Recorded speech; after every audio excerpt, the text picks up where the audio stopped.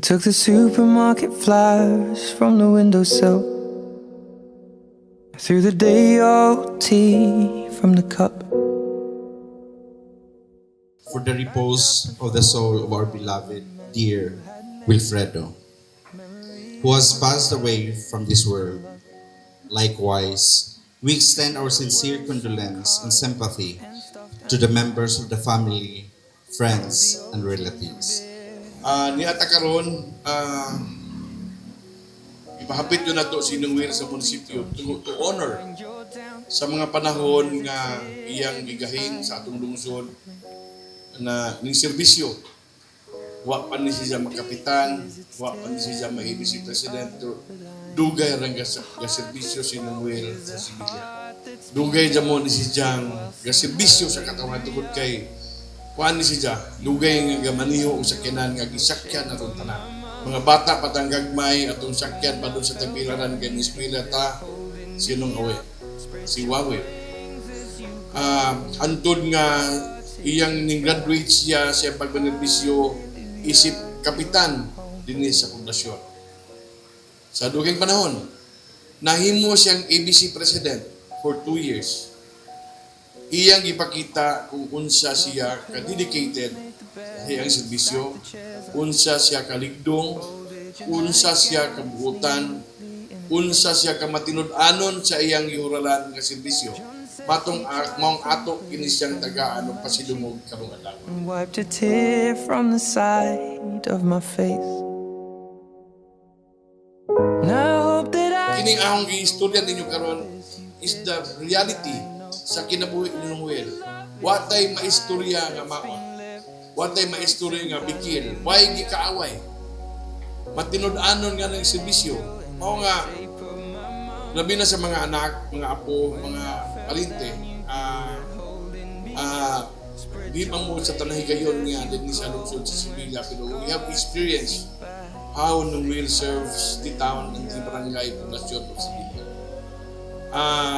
Dili na to ikalimtan ang iyang mga agi, iyang mga serbisyo nga gihatag nato o ginaunta nga sa mga sumusunod sa mga namunuan karon atong ma-emulate, atong kapamalandungan, atong awaton kung unsa sa kamatinud-anon sa iyang pagserbisyo. Wa dili usik ang iyang kinabuhi nga iyang gigugol dinhi sa iyang lifetime nga iyang spend dinhi sa atong lungsod ug sa inyong pamilya. Good servant, good father, a loving husband, ug natunta nga dili na to atong yampo, tabangan atong yampo, ato siyang remember him in our prayers nga katagaan siya ug luna dito sa kalangitan. Hinaut-unta nga dili na to siya kalimtan sa atong mga memories ug ato siyang ipahiluna nga peaceful ang iyang pagpahiluna, ang iyang pagpahuway sa dayon dito sa atong cemetery. Lahang salamat ug maayong hapon atong tanan.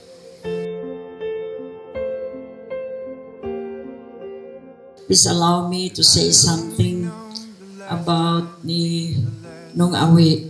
So, matag ko gamay. So, for those years that he served as the barangay captain here in Poblacion and as the ABC president sa atong lungsod, wala gyud ko ikasulti. Mayon ko surti jud ka ng linda no, ng linda. Or kinsay surti ninyo duha. Kasi Nung Awi is a very loving sa gisulta na ni Mayor. She's a very loving husband. Maayo nga pagkatao. Murag wa ko nakakita niya na ito. Alis to po ni siya, mo volunteer, whatever needs to be done para sa kaayuhan. Labi na diri sa barangay poblasyon. So, Kap Awi, daghan siya mo salamat sa imong gihatag na support during those times nga walay pagduha-duha sa imong support sa pagserbisyo sa atong lungsod. You're a truly good public servant. You have served a lot sa mga constituents diri sa atong lungsod, not only to the lungsod sa family. Muna wala gyud ko ikasulti nimo kundi all the good things that you have shown to us, to your family, and to each and every one of us sa taga-Smili. hands that hold you now.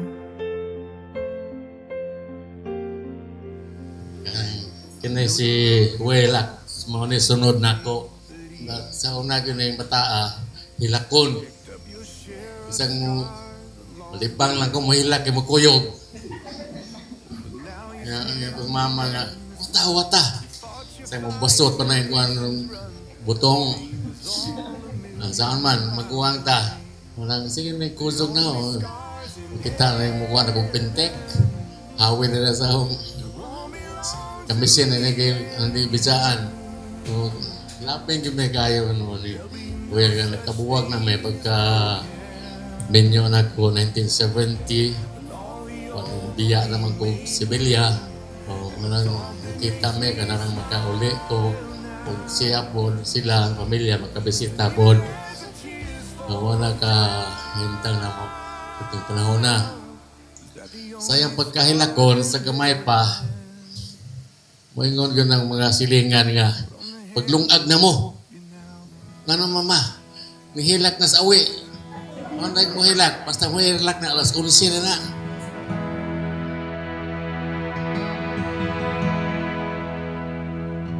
Some say love, it is a river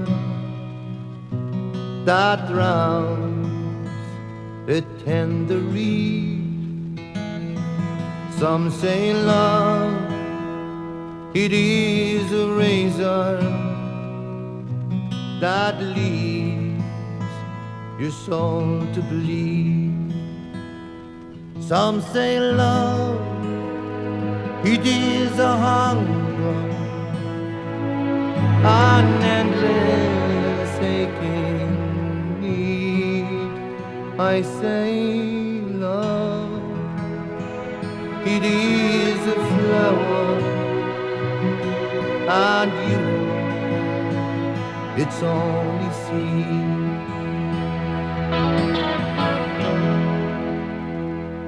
It's the heart afraid of breaking, that never learns to dance. It's the dream afraid of waking, that never takes the chance. It's the one who won't be taken, who cannot seem to give, and the soul afraid of dying, that never learns to live. Sa araw at gabi, lagi kang dinalangin, napagpalain ka, katulad ng anghel. Kung wala ka man ngayon, dito sa aming piling, naaalala ka sa diwa at damdamin. Kailan pa man ay di ka lilimutin. Alam mo naman, minamahal ka namin. Sa araw at gabi, lagi kang dinalangin, napagpalain ka, katulad ng anghel. Kung wala ka man ngayon, dito sa aming piling, naaalala ka sa diwa at damdamin. Kung dangan ay wala, kaming kapangyarihan,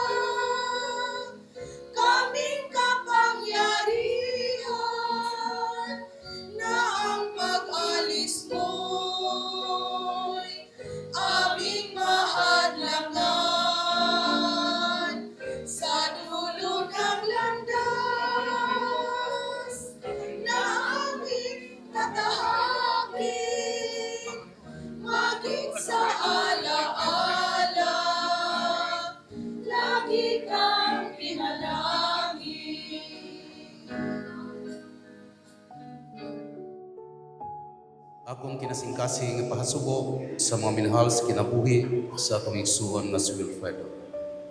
Diyo sa kahari sa isugtamya sa una mga binati kong maigsuon nga nagama og last will and testament tungod kay hari siya. Unya pagkamatay na niya, gibasa dayon ang last will and testament.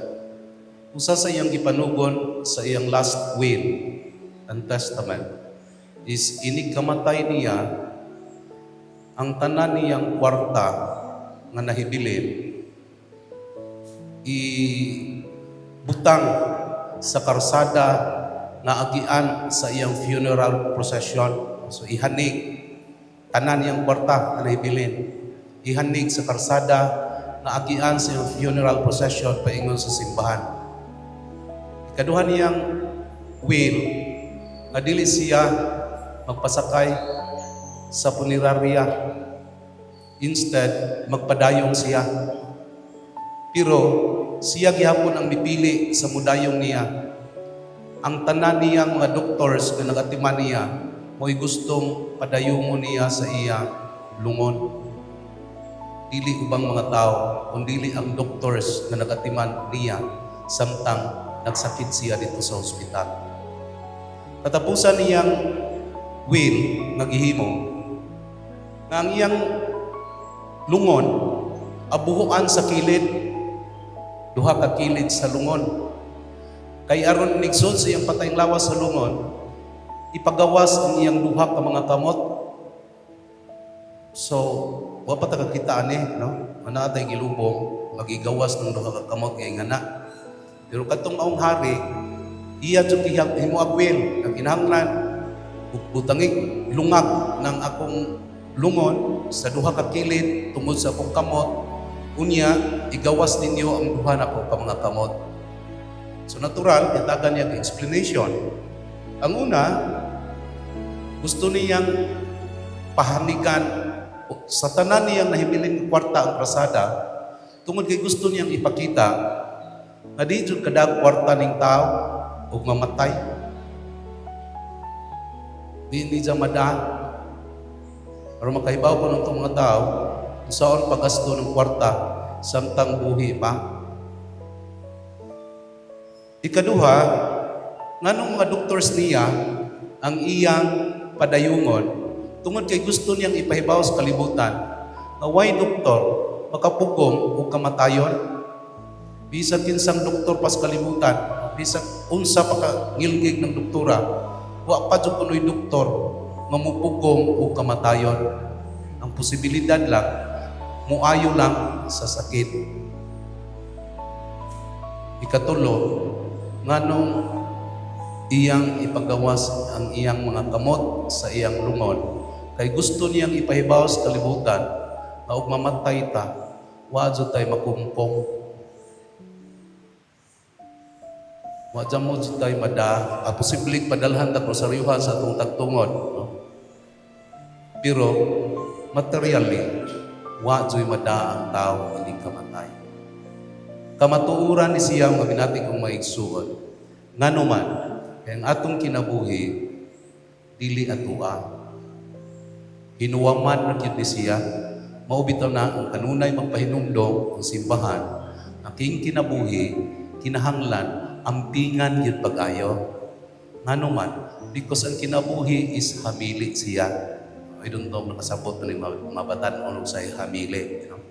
Hamili is precious in English. Life is precious. Hamili kaayo ang kinabuhi. Kaya ang kinabuhi mo God, pinaambit sa Diyos. O ito ng kaming tagasimbahan. Magpahinumdum yun, may kanunay, kutob sa mahimo.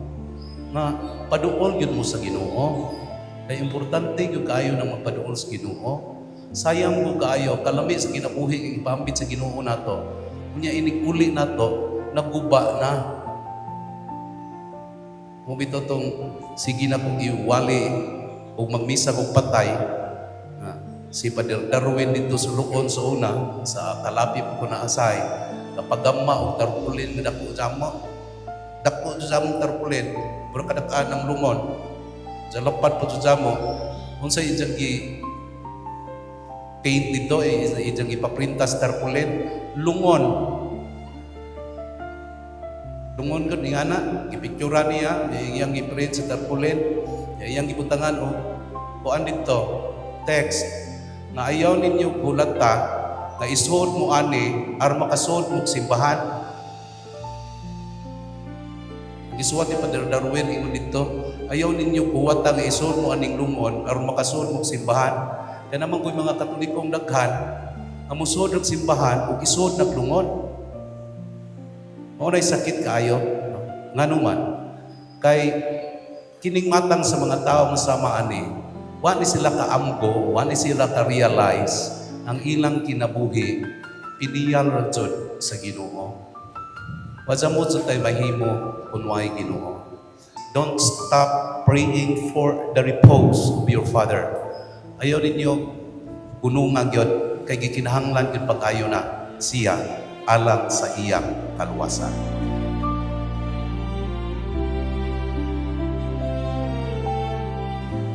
First of all, I would like to extend my sincerest sympathy and condolences to the family of Awe. My friendship of Awe is worth remembering.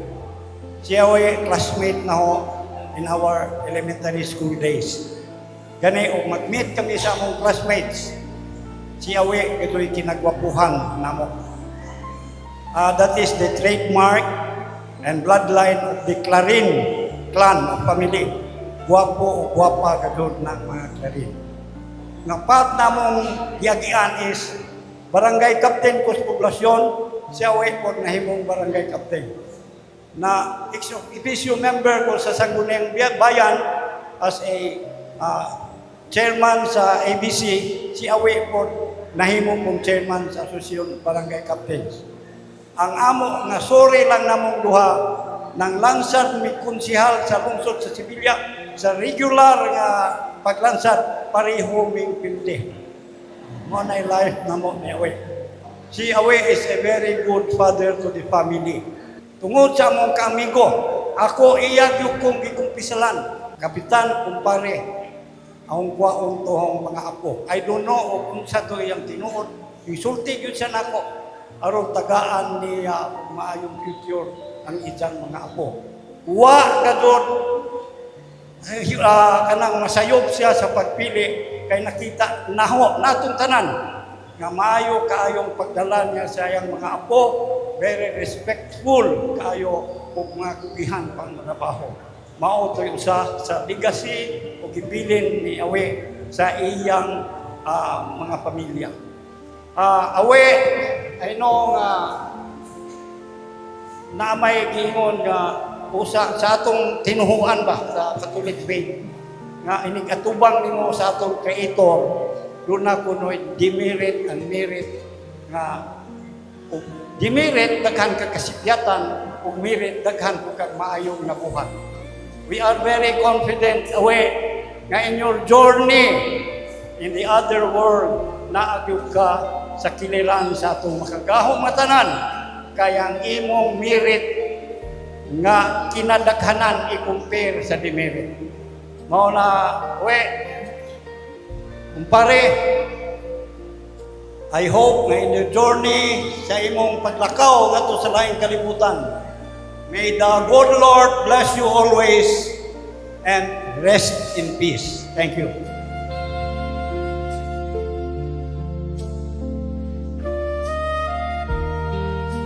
Maayong adlaw kaninyong tanan, mga higala, silingan, paryente, o sa tanang mga kaila. Ako di ay isa sa kanang apo ni Yuyo Awe. In behalf sa among family, gusto gyud namo magpasalamat sa inyong tanan. Sa inyong presensya, suporta, ug sa mga pag-ampo alang kay Yuyo. Dako kayo namong pasalamat nga wala ninyo kami pasagdi ang inyong pagbisita, pag-amuma, ug pag-ampo. Naghatag og usog ug kahubayan namo. Ang amo lang nga mata Maayo iyang pagdong sa langit. Iyahan siya sa mga anghel na makasudyo siya sa langit. Tatabangan ninyo sa pag-ampo. Dili na ako ni patason, pero gikan sa among kasingkas. Daghan kaayong salamat kaninyong tanan.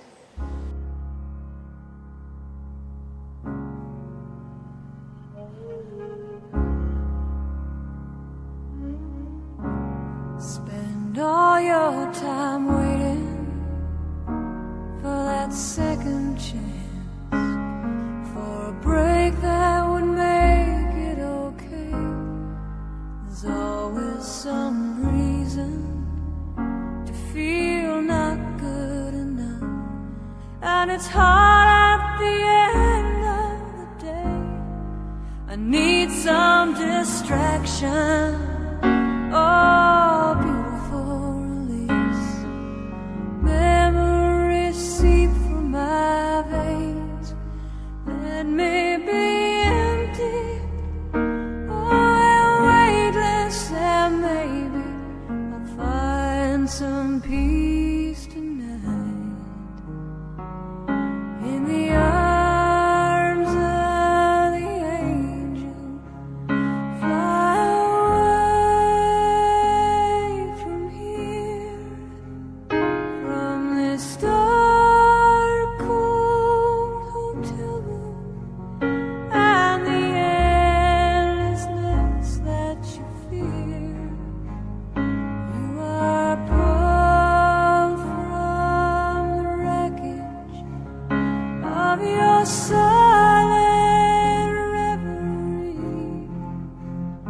You're in the arms of the angel. May you find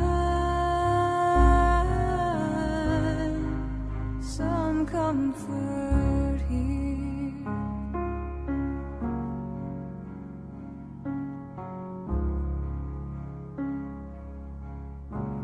So tired of the straight line, and everywhere you turn, there's vultures and thieves at your back. The storm keeps on twisting.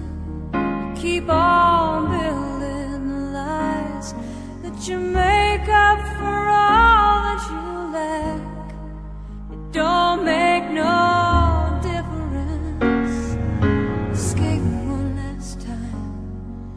It's easier to believe in this sweet